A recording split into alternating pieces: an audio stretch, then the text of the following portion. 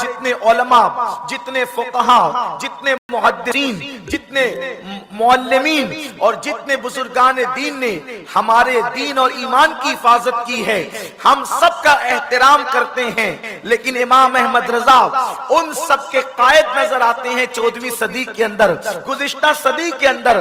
میرے پیارے آقا صلی اللہ علیہ وسلم کے پیارے دیوانوں، اسی لیے اہل سنت امام احمد رضا کو خراج پیش کرتے ہیں اور انشاءاللہ خراج پیش کرتے رہیں گے۔ میرے پیارے آقا صلی اللہ علیہ وآلہ وسلم کے دیوانوں، امام احمد رضا کی شخصیت کو بہت پیش کیا گیا ہے اور بہت پیش کیا جا رہا ہے، اور آج میرا عنوان بھی امام احمد رضا محدث بریلوی کی ذات ہے۔ میرے پیارے آقا صلی اللہ علیہ وسلم کے دیوانوں، امام احمد رضا کے حوالے سے بہت ساری غلط فہمیاں بھی پھیلائی گئی ہے۔ بہت سارے لوگ یہ کہتے ہیں کہ انہوں نے بدعت کو فروغ دیا ہے، بہت سارے لوگ کہتے ہیں کہ معاذ اللہ وہ تو انگریزوں کے ایجنٹ تھے، بہت سارے لوگ کہتے ہیں کہ وہ تو بہت لڑاکو تھے، وہ تو بہت جھگڑالو تھے۔ لیکن آئیے آج کی اس محفل میں اللہ کی توفیق سے ان کی زندگی کے کچھ گوشے پیش کرنے کی سعادت حاصل کریں گے اور عوام کی عدالت میں یہ فیصلہ رکھ چھوڑیں گے کہ امام احمد رضا کون تھے، کیا وہ واقعی انگریزوں کے ایجنٹ تھے یا انگریزوں کے ایجنٹوں کی انہوں نے جڑیں کاٹی ہے۔ اللہ اکبر۔ آئیے ہم غیر جانبدارانہ طور پر حوالوں کے ساتھ امام کی زندگی کو پیش کریں گے۔ میرے پیارے آقا صلی اللہ علیہ وسلم کے پیارے دیوانوں، امام احمد رضا جدید تحقیق کے مطابق اللہ نے ان کو 108 علوم و فنون میں مہارت عطا فرمائی تھی۔ آپ دیکھ لیں، اللہ اکبر، 14ویں صدی کے اندر کسی یونیورسٹی کا پرنسپل بھی آپ کو اس قدر باصلاحیت نہ ملے گا جو صلاحیت اللہ نے امام احمد رضا کو عطا فرمائی تھی۔ 108 علوم و فنون کے اندر ایک بات ہوتی ہے، علوم و فنون کا جاننا اور ہوتا ہے اور علوم و فنون کے اندر مہارت حاصل کرنا اور ہوتا ہے۔ اس لیے کہ جاننے والے تو دور میں بہت ہوتے ہیں، لیکن اس میں مہارت حاصل کرنے والے جو ہے وہ چیدہ لوگ ہوتے ہیں۔ میرے پیارے آقا صلی اللہ علیہ وسلم کے پیارے دیوانوں، امام احمد رضا علم حدیث میں ماہر نظر آتے ہیں، امام احمد رضا علم فقہ میں ماہر نظر آتے ہیں۔ وہ مدبر ہیں، وہ مفسر ہیں، وہ مجدد ہیں، وہ وقت کے سائنسداں ہیں، وہ اپنے وقت کے علم معاشیات کے بہت بڑے ماہر ہیں، وہ اپنے وقت کے ریاضی داں ہیں، وہ اپنے وقت کے عظیم جغرافی داں ہیں، وہ اپنے وقت کے عظیم جیومیٹری کے عظیم ماہر نظر آتے ہیں۔ وہ صوفی بھی ہے، علم تصوف میں مہارت بھی رکھتے ہیں۔ میرے آقا صلی اللہ علیہ وسلم کے دیوانوں، وہ اس بلا کے شاعر ہیں کہ جب لکھنؤ کے شعراء کے سامنے ان کا قصیدہ معراجیہ پہنچا تو لکھنؤ کے شعراء نے کہا، جن کو اپنی اردو دانی پہ ناز تھا، وہ کہتے ہیں کہ یہ کلام کسی مولوی کا نظر نہیں آتا، یہ کلام کسی اردو داں کا نظر آتا ہے۔ امام احمد رضا وہ تھے، وہ اتنے بلند پائے کے شاعر تھے کہ اللہ اکبر۔ میرے پیارے آقا علیہ السلام کے پیارے دیوانوں، لیکن امام احمد رضا کو محدث ہونے پہ ناز نہیں تھا، مفسر ہونے پہ ناز نہیں تھا، ادیب و خطیب ہونے پہ ناز نہیں تھا۔ لوگ کہتے ہیں امام احمد رضا تقریر نہیں کرتے تھے، تقریر نہ کرنا اور بات ہے۔ امام اہل سنت کے بارے میں یہ بات کہی جاتی ہے کہ امام احمد رضا محدث بریلوی تقریر نہیں کرتے تھے، لیکن امام احمد رضا جب تقریر کرتے تھے تو ایک ایک عنوان پر 6 گھنٹہ تقریر کرتے تھے۔ امام اہل سنت کی شان یہ ہے، وہ بہت بلند پائے خطیب، بہت بلند پائے خطیب بھی تھے۔ امام اہل سنت کی شان یہ ہے، وہ ادیب بھی ہیں، وہ خطیب بھی ہیں، اللہ اکبر، وہ مفسر بھی ہیں، لیکن ان کو اپنی کسی چیز پر ناز نہیں ہے، نہ خطابت پر ناز ہے، نہ علم ادب پر ناز ہے، نہ اللہ اکبر علم حدیث پر ناز ہے، نہ علم تفسیر پر ناز ہے۔ اگر امام احمد رضا کو ناز ہے تو اپنے عشق رسول پر ناز ہے، اپنی محبت رسول پر ناز ہے۔ میرے پیارے آقا صلی اللہ علیہ وسلم کے پیارے دیوانوں، اللہ تبارک و تعالیٰ نے ان کے دل میں عشق مصطفیٰ ایسا کوٹ کوٹ کر کے بھرا تھا، اس لیے کہ علم مدرسوں سے سیکھا جا سکتا ہے اور تصوف خانقاہوں سے سیکھا جا سکتا ہے، لیکن عشق مصطفیٰ جب تک اللہ کسی کو چن نہیں لیتا اس وقت تک کہ اس کو عشق رسول عطا نہیں کرتا۔ امام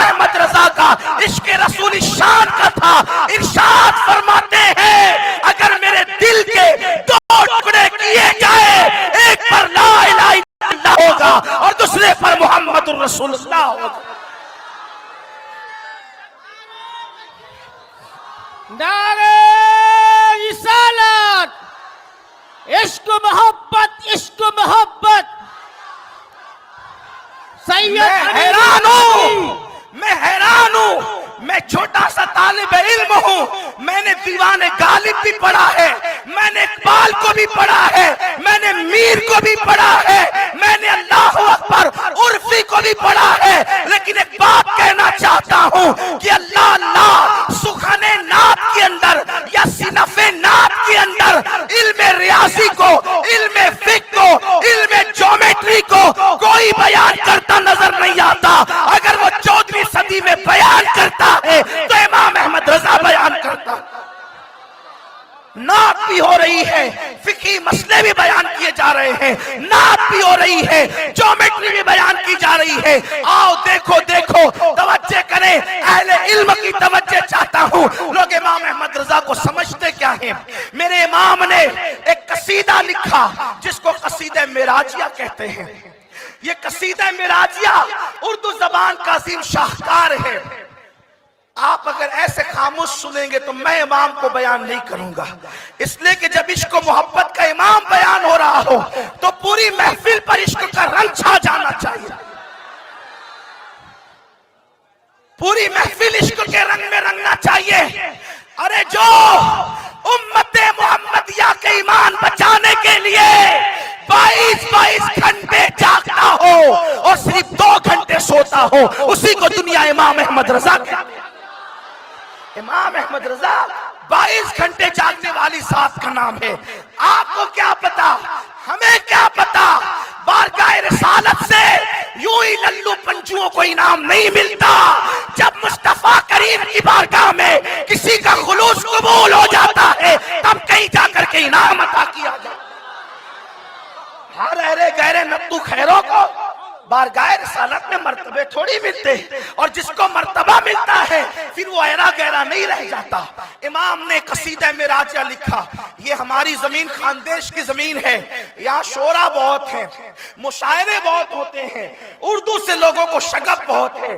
قصیدہ معراجیہ جس کو لوگ صحیح پڑھ بھی نہیں پاتے آج کے دور میں, بہت سارے اشعار میں لوگوں کو پڑھنے میں مغالطہ ہوتا ہے. اللہ اکبر. یہ قصیدہ معراجیہ جو ہے درجنوں اشعار پر مشتمل ہے. قصیدہ معراجیہ تقریباً 74 یا 76 کم و بیش اس کی اشعار ہیں. اور آپ دھیان سے سنیں امام احمد رضا کون ہے. یہ قصیدہ لکھنے کی وجہ یہ بنی کہ ایک صاحب امام احمد رضا کے پاس آئے, کہنے لگے کہ میں نے قصیدہ لکھا ہے, آپ اس کی اصلاح کر دیں. امام نے وہ پرچی لی, فرمایا ابھی مجھے کھانا کھانا ہے ظہر کا, یعنی ظہرانہ کھانا کھانا ہے, ظہر کی نماز پڑھنی ہے, کیلولا بھی کرنا ہے, تو میں اتنے کام کر کے پھر چیک کروں گا. اعلیٰ حضرت نے کھانا کھایا, ظہر کی نماز پڑھی, کیلولا کیا, اور اس کے بعد ان کا قصیدہ چیک کیا تو سوچا کہ جس شان سے معراج ہوئی ہے قصیدہ اس شان سے لکھا نہیں گیا ہے. گنگا جل کا تذکرہ ہو رہا ہے, بادلوں کا تذکرہ ہو رہا ہے, تو امام نے چیک کرتے کرتے پرچی کو رکھ دیا اور 70 سے زیادہ اشعار قصیدہ معراجیہ کے اثر سے پہلے پہلے لکھ دیے. اور جب وہ صاحب آئے آپ نے چیک کر لیا, فرمایا چیک تو کر لیا لیکن ذرا ایک قصیدہ معراجیہ اور بھی سنتے جائیے جو میں نے بھی لکھا ہے. اور وہ کیا ہے آپ سنیے, اس میں جغرافی بیان ہو رہی ہے, اس میں سائنس بیان ہو رہا ہے, اس میں تصوف بیان ہو رہا ہے. اگر وقت ہو ایک ایک شعر کو پڑھتے جائیے اور فن کو بیان کرتے جائیے. آج یہ امام کہتے ہیں وہ سرور کشور رسالت جو عرش پر جلوگر ہوئے تھے. پیچھے والوں کو آواز نہیں آ رہی ہے کیا؟ سمجھ میں نہیں آ رہا ہے کہ ایکو کی وجہ سے؟ اگر نہیں سمجھ میں آ رہا تو بولو یہ ایکو کم کروا دیتے. سمجھ میں نہیں آ رہا ہے؟ اگر آ رہا ہو تو ہاتھ اٹھا کے بتائیں. آ رہا ہے تو آپ چپ کیوں ہے؟ محبوب کی بات ہو رہی ہے نا, وہ سرورے کشورے رسالت جو عرش پر جلوگر ہوئے تھے، نئے نرالے طرب کے ساما عرب کے مہمان کے لیے تھے۔ اب اللہ اکبر، دیکھیے معراج بیان ہو رہی ہے، اللہ اللہ بیان کرتے ہوئے دوسرے انبیاء کی شان بھی بیان ہو رہی ہے، اپنے نبی کی شان بھی بیان ہو رہی ہے۔ کہتے ہیں تبارک اللہ شان تیری تجھی کو زیبا ہے بے نیازی، تبارک اللہ شان تیری تجھی کو زیبا ہے بے نیازی، کہیں تو ہو جوش لنترانی، کہیں تقاضے وصال کے تھے۔ اس شعر میں ایک حدیث بیان کی، قرآن کی ایک آیت بیان کر دی۔ یہ شاعری میں کوئی ایسا شاعر تو لاؤ جو مصروں میں حدیث بیان کرتا ہو، جو قرآن کی آیتوں کو کی تشریح مصروں میں کرتا ہو۔ اب اس کے بعد تصوف بیان ہو رہا ہے، اپنے وقت کا سید الصوفیاء، اپنے وقت کا محی الدین ابن عربی اب تصوف پر آتا ہے۔ لوگ اب تک الجھے ہوئے ہیں کہ معراج پر گیا کون؟ توجہ، یہ باتیں بچوں کے سامنے نہیں کی جاتی، اور جو بڑے ہو جاتے ہیں لیکن کچے ہوتے ہیں ان کے سامنے بھی نہیں کی جاتی، لیکن یہ سنیوں کی محفل ہے، اس لیے بیان کرنے کی ہمت کر رہا ہوں۔ معراج پر گیا کون؟ اس لیے کہ نیرا بشر خلا میں بغیر آکسیجن کے نہیں جا سکتا، جائے گا تو مر جائے گا۔ وہ خلا میں نہیں گئے، خلا کے اوپر گئے، آسمان پر گئے، آسمان پر نہیں آسمانوں پر گئے۔ بشر جا نہیں سکتا اور گیا تو آ نہیں سکتا۔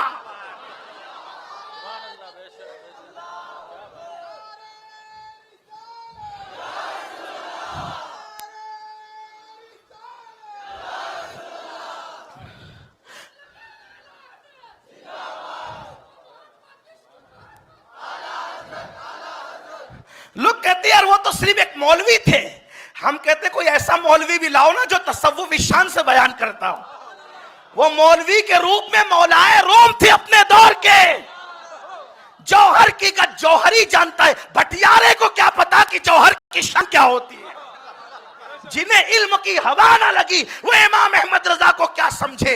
امام احمد رضا کو کسی بہت اچھے مفکر کا قول ہے، اعلیٰ حضرت کو سمجھنے کے لیے کم سے کم حضرت بننے کی ضرورت ہے۔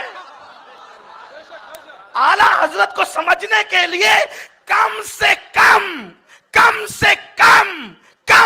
کم حضرت بننے کی ضرورت۔ جو حضرت نہ ہو بیچارے وہ اعلیٰ حضرت کو کیا سمجھ پائیں؟ یہ امام احمد رضا ہے۔ اللہ اکبر، جھگڑا ہے، مناظرے ہے، معراج پہ گیا کون؟ کچھ لوگوں تو انکار ہی کر بیٹھے کہ کوئی نہیں گیا۔ کچھ لوگ کہتے ہیں اقصیٰ تک معراج ہوئی، اقصیٰ تک ہوئی تو ثم دنا فتدلی فکان قاب قوسین کس کے لیے ہے؟ اگر جو ہے وہ اقصیٰ تک معراج ہوئی تو مسلم شریف کی حدیث میں یہ کس کے لیے ہے؟ ارجع الی ربک، حضرت موسیٰ کا قول، اپنے رب کی طرف پلٹیے